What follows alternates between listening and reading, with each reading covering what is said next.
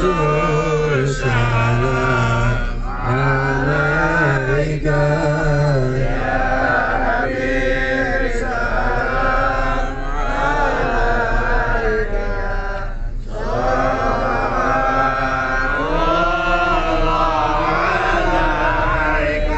أشرق الكون ابتهاجا بوجود المصطفى أحمد ولأهل الكون أنس وسرور قد تجدد يا نبي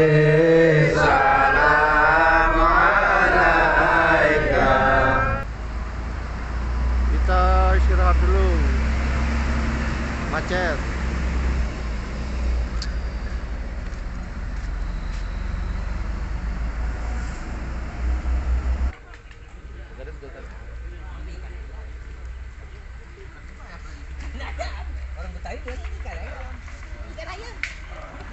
Mas banyu nanti Mas Itu habis nih. Ibu gede banget.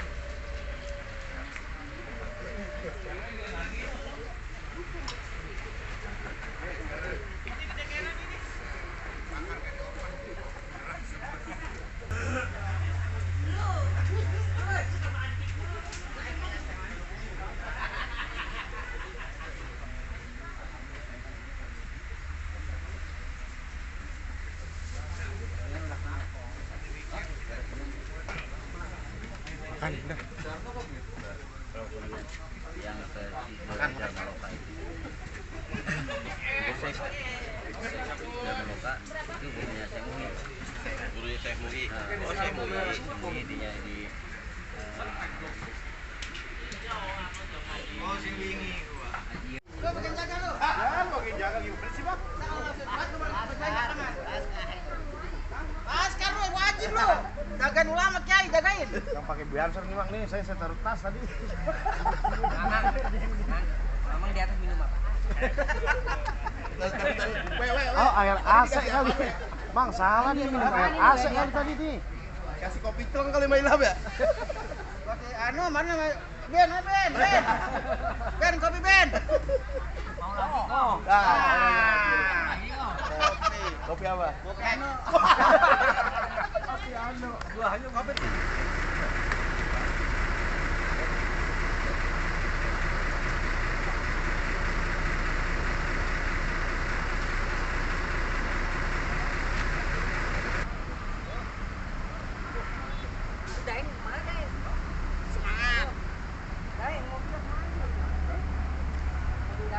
يرضي العمر إذا هبط الفاتحة أعوذ بالله من الشيطان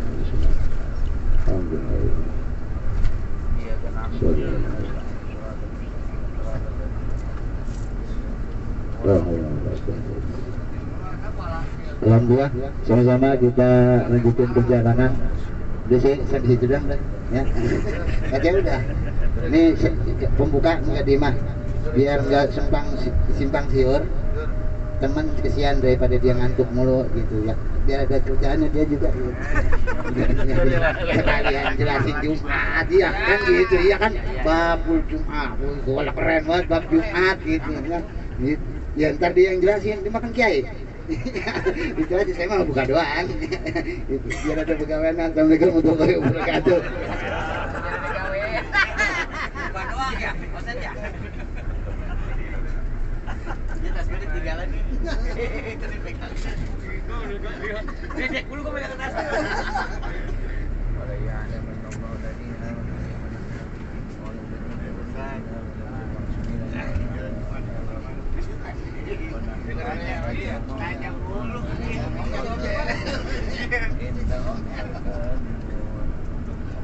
Assalamualaikum warahmatullahi wabarakatuh. Alhamdulillah ala ni'amillah. Musalli nuril anwari wasiril asrar bil ajiyar. Wa miftahi babil yasar sayyidina Muhammadin Mukhtar. wal akhir adada ni'amillahi wa ridlaihi. Mukarram, sama-sama kita muliakan guru kita bersama Ya Haji Amir Mahmud dan kepada Ustaz Maidi. Semoga Allah Subhanahu wa taala berikan kabul hajatnya. Amin. Amin.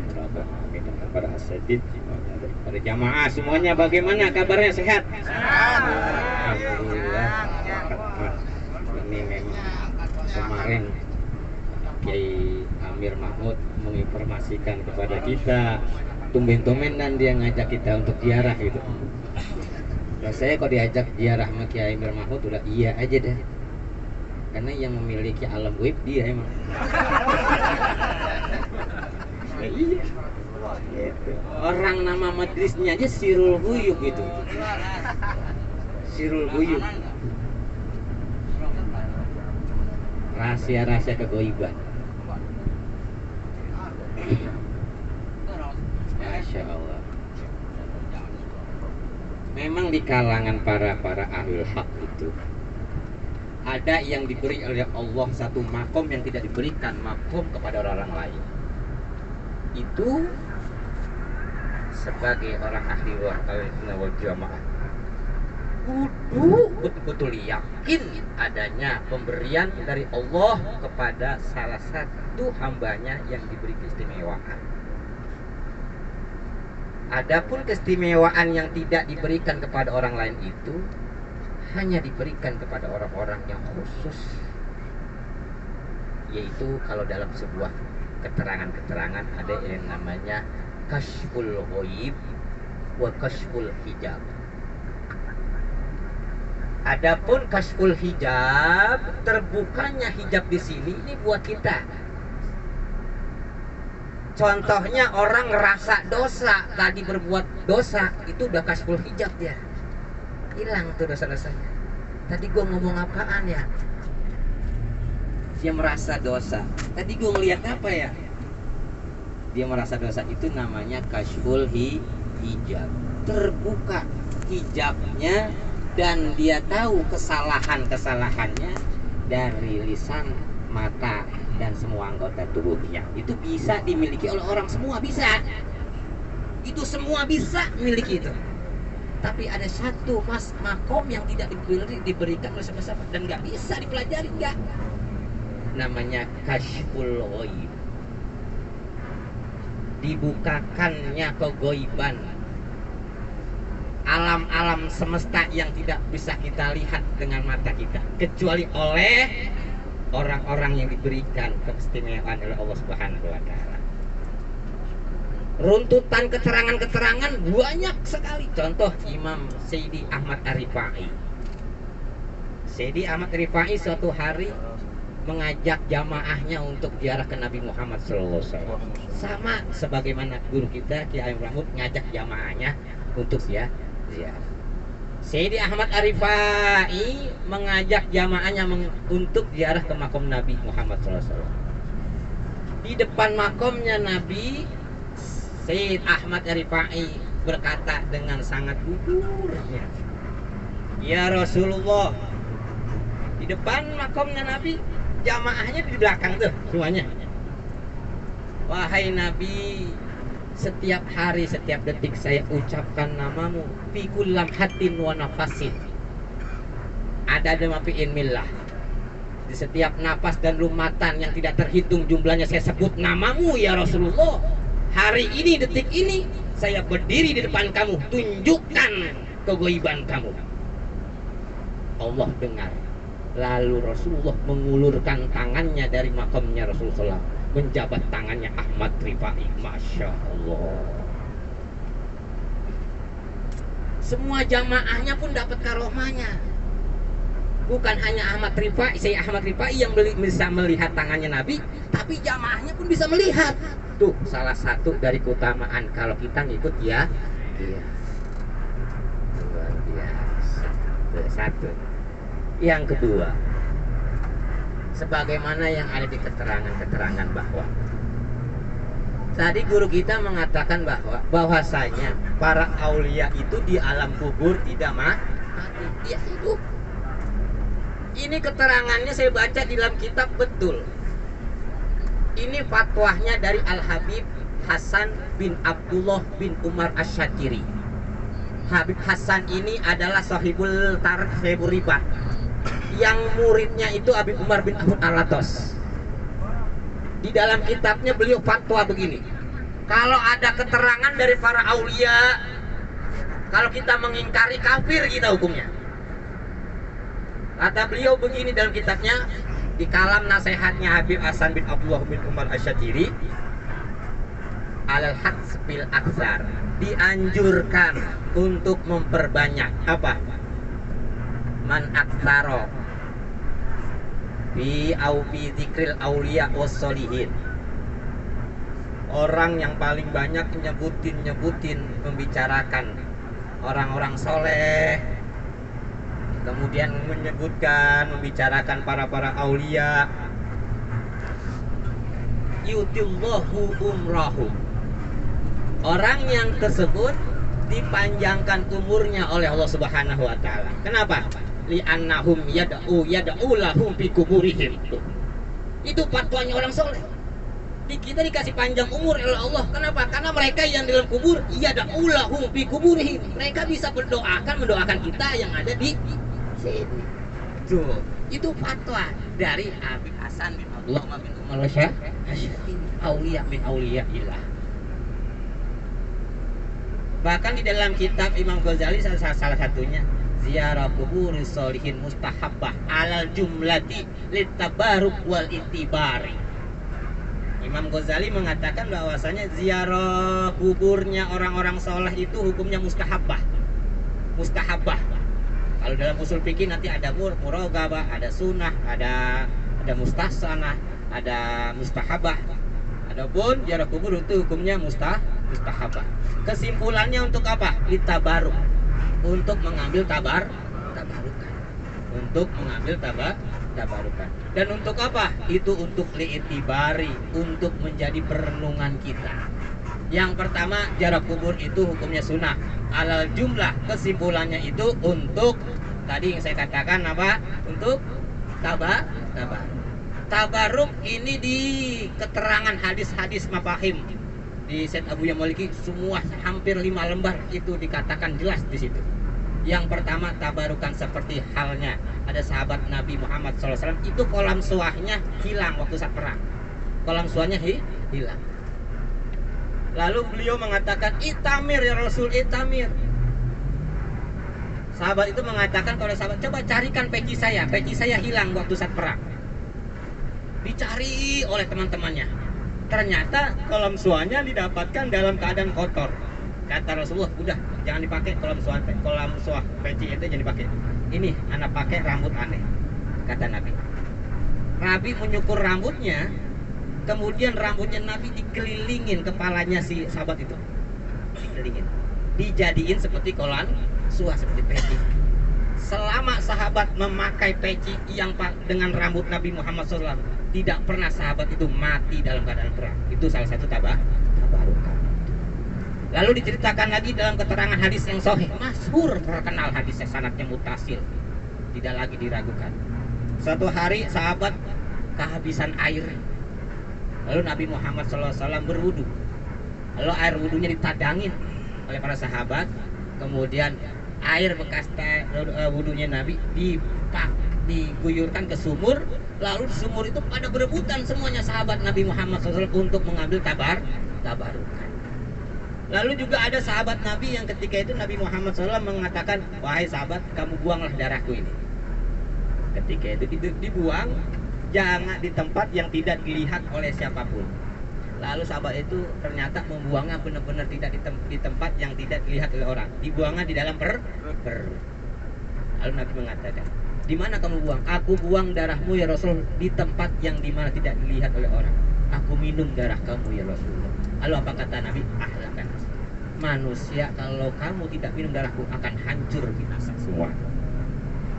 Itu adalah bagian tabarukan kepada asar, bekas-bekas yang dimana Allah kasih karomah, kemudian pada makan atau tempat atau pada syahsyat kepada seseorang. Inilah dalil-dalil yang dimana kuat dikatakan oleh para ulama tabarukan. Ziarah adalah bagian tabarukan dan iktibar, untuk merenung kembali bagaimana kita nanti menghadap Allah Subhanahu wa taala. Nah, terkaitnya sholat Jumat tidak ada masalah. Nanti kita kan musafir. Nanti ada bab masalah qada. Zuhur dengan qada asar tidak masalah, nggak usah pakai ribet-ribet, udah urusan mah fikih mah hukumnya bisa diatur. Ya, ini sajalah, mudah-mudahan Ki Amir dapat berkahnya para asatid, berkahnya, dan saya juga ini sangat beruntung bisa diajak. Pertama kali saya diajak sama Ki Amir ini begini ziarah, gitu. Kalau masalah ahlus sama, nah apalagi murid-muridnya udah nggak usah saya ajarin, nggak usah dikasih tahu, ilmunya udah pinter-pinter semua udah. Ya, masalah kegoiban, masalah hal-hal yang semacamnya kasyaf kita tidak bisa, hanya dari orang-orang yang diberikan keistimewaan oleh Allah Subhanahu wa taala. Dan ini memang terjadi pada para aulia dan orang-orang soleh. Kata Allah Subhanahu wa taala, indahu mafatihul ghaib. Itu Allah punya kunci kegoiban. Yang punya hanya Allah kunci kegoiban itu. Misalkan Allah mau kasih, saya mau izinkan dia melihat langit dan sisinya, bisa. Allah ingin memperlihatkan neraka dan surga, bisa. Tapi hanya orang tertentu saja. Hanya orang tertentu. Saya ingin membuka kunci kegoiban kepada orang ini, biar dia bisa melihat para aulia, bisa. Itu terjadi. Itu tidak bisa dipelajari, dan itu hanya diberikan kepada orang-orang yang ditentukan oleh Allah Subhanahu wa taala. Ya, mudah-mudahan kita bisa mendapatkan berkahan dari ziarah ini. Semoga guru-guru kita semua banyak umur, sehat walafiat. Akhir kalam, assalamualaikum warahmatullahi wabarakatuh. Waalaikumsalam warahmatullahi wabarakatuh.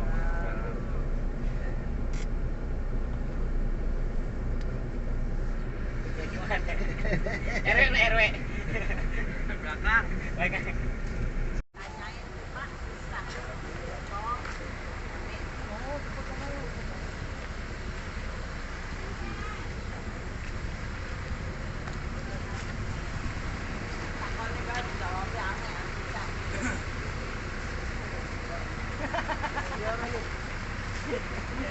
Sekalian lu samain Ustaz lu. Dia bagaimana? Ini Ustaz ya. Dia bagaimana dapatnya?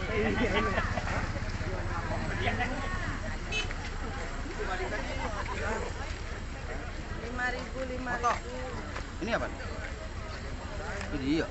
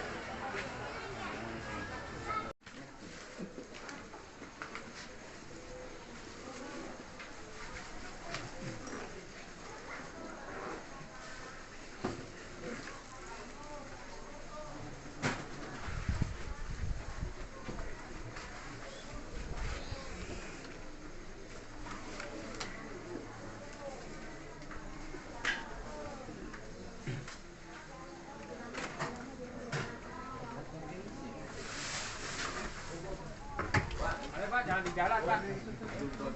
Jalan. Yang mau masuk ya. Jalan. Lagi rame. Jalan. Oh, enggak macet. Biar nggak macet ya terus ya. Biar nggak macet. Sendal, jadi bawa sendal. Nanti ke dalam nggak boleh ambil gambar Pak ya. Nggak boleh.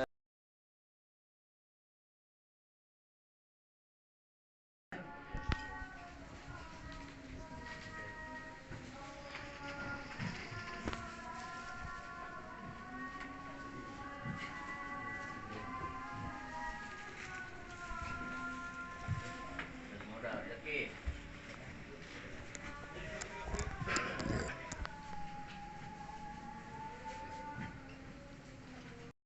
Alhamdulillah. Udah kelar ziarah. Gunung Jati. Tinggal kita ke Alhamdulillah Jung, rezeki bisa masuk ke dalam Jung. Dulu lagi awal-awal kita di balik dinding. Iya. bisa masuk. Itu depan itu rezeki tuh bagus. Alhamdulillah. Demikian saya bagus. Karena nggak gampang masuk.